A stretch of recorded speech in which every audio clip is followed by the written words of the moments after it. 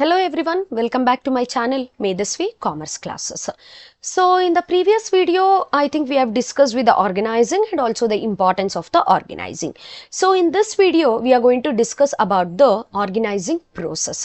So in the last class, I have told you that importance of organizing is very important because that is a 8-mark question which you may expect in your examination. So organizing process, they may ask you for 4 marks, but actually now from the organizing, they have removed the 4 marks, but it is quite important for you people to understand what exactly the steps involved in your organizing process. So if they ask you, you can write it for your 4 marks also. So now we are going to discuss about what are the different steps which are involved in your organizing process. So before going to that, we'll just recall what do you mean by organizing. So in the previous video, we have discussed that organizing is nothing but, so it is coordinating the human efforts. Whatever the humans which are there in your organization, we are going to coordinate the human efforts, and also we are going to assemble the resources which are available in your organization to achieve your organizational objectives.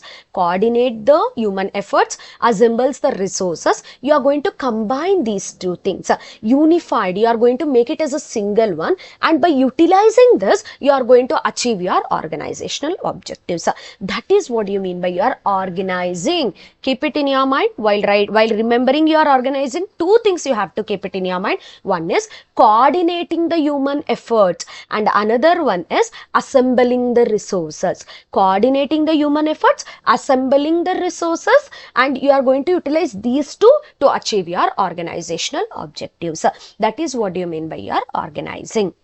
So without much delay, today we'll move on to our organizing process. Before that, if you people have not subscribed to my channel, please do subscribe to my channel Medhasvi Commerce Classes.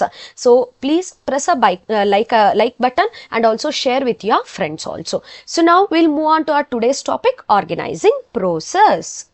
Okay, what are the different steps involved in this organizing process? So basically there are 4 steps in this organizing process, as you can see it on the screen over here. Step number 1, identification and division of the work. Yes, first see, to achieve any objectives in your organization, first you have to identify what are the works which you have to perform, what are the activities which you have to perform. See, first itself in your planning stage itself, you have already planned what are the objectives you have to achieve in your organization. So to make that plan come into a implementation, or to implement that particular plan, first you have to identify what and all the work you have to do, what and all the activities you have to perform to achieve your organizational objectives. So first step in your organizing comes that identification of the work. First you have to identify the activities which you have to perform, the work which you have to perform. Ma'am, after identifying what you are supposed to do, okay ma'am, I've identified, so I have to do these number of works to achieve my organizational objectives. Now after identifying, you have to divide that work.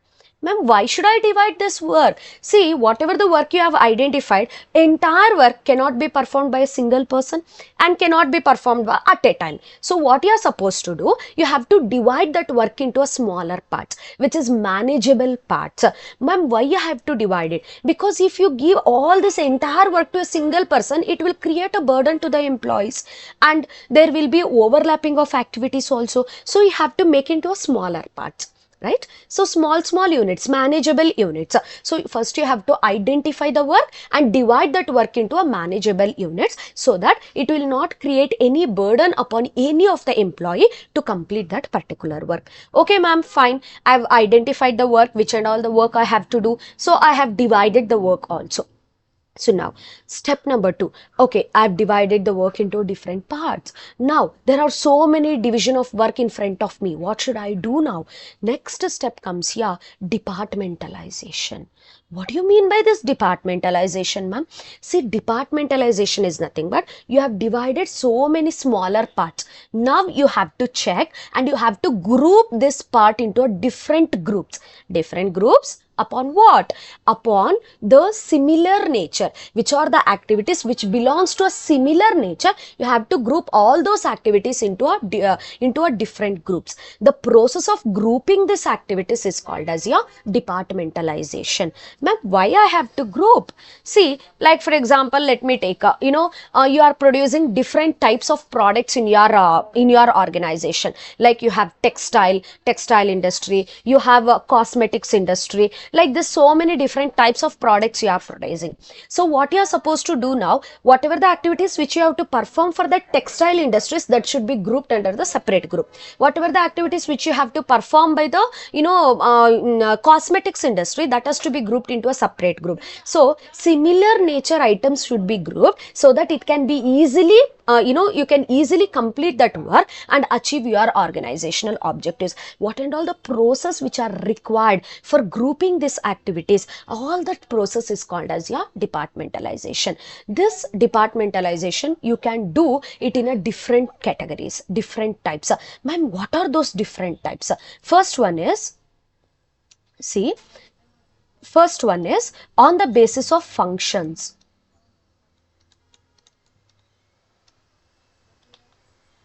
On the basis of functions. And then second one is on the basis of products. And third one is on the basis of territory. What do you mean by this? On the basis of functions, whatever the different functions you have to perform in your organization. There are production function, manufacturing function, sales function, marketing function. Depending upon these functions, you are going to divide the work into a different categories. Whatever the activities which are related to the production, group it under the production department. Whatever the activities which are related to the sales, group it under the sales. Whatever the activities which are related to the finance, you group it under the finance. So depending upon the functions, you are going to departmentalize. That is one thing. Depending upon the products, I've told you, if you are producing a n number of different varieties of products, like you are into textile, you are into clothing, you are into cosmetics, you are into food, like those activities which belongs to that category, you are going to divide it according to the products. Depending upon the territory, ma'am, I have my branch in north, I have my branch in east, south, west. So depending upon that, all the north related branch activities divided into some part, all south related you divided into some other part. Like this, you can do the departments according to the functions, according to the products, and according to the territory also. Okay, ma'am. Now, I've identified the work, I've divided into a small parts. Now, I have made a departmentalization also depending upon the similar nature. Now, what should I do? See, if you only make a groups and keep it, that is not enough. Now you have to assign the duties. Assign the duties? Yes, the duties has to be performed, right? Who has to perform this? The employees, the human resource in your organization has to perform these duties. So now you have to go with the assignment of the duties. You have to check that what is the nature of the job and what is the ability of an individual. So depending upon that, you have to make a clear match. So in which category he is specialized, for him you have to give that type of activity only, so that he will do it in a very good manner, very effectively he will perform it, and he will take a lesser time also. So that's why now while assigning the duties, assigning the jobs to the individual, you have to take utmost care. You have to first see which person is best suited for performing that particular job. According to that, you have to assign the jobs to the employees so that they can do that work without any confusions. Effectively, they can perform it. Efficiently, they can complete that particular task. Ma'am, I've assigned, I've just checked who is well versed in performing which type of activity. According to that only, I've given the activity to my employees. Everyone is doing that activity. Now, what should I do? Establishing the reporting relationship. What is this reporting relationship?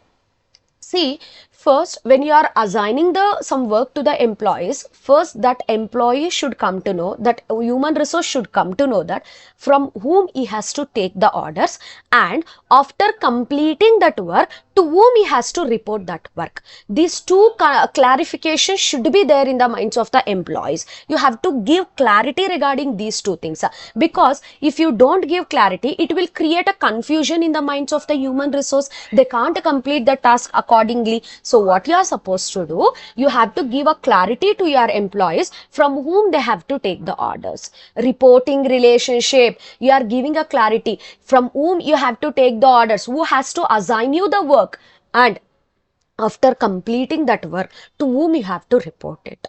So when you are going to have this clarity about the information, clarity about the reporting relationship, then it will helps you to know the hierarchical structure in your organization. What will be the hierarchical structure? It also helps in overlapping of the activities or duplication of the activities. So after assigning the duties, you have to give a clarity regarding the reporting relationship to your employees who are working in your organization. They should have a clear information regarding from whom they have to get the orders, and after completing that, to whom they have to report such things to the after completion of the work.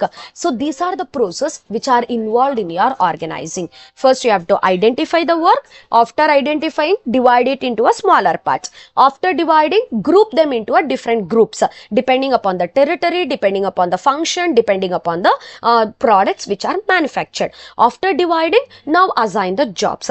Depending upon the nature of the job and the ability of an individual, you have to assign that jobs to the employees. After assigning, give them the clarity regarding the work they are performing, and also from whom they have to take the orders, and after completing, to whom they have to report it. If you do these things, that is the process which are involved in your organizing.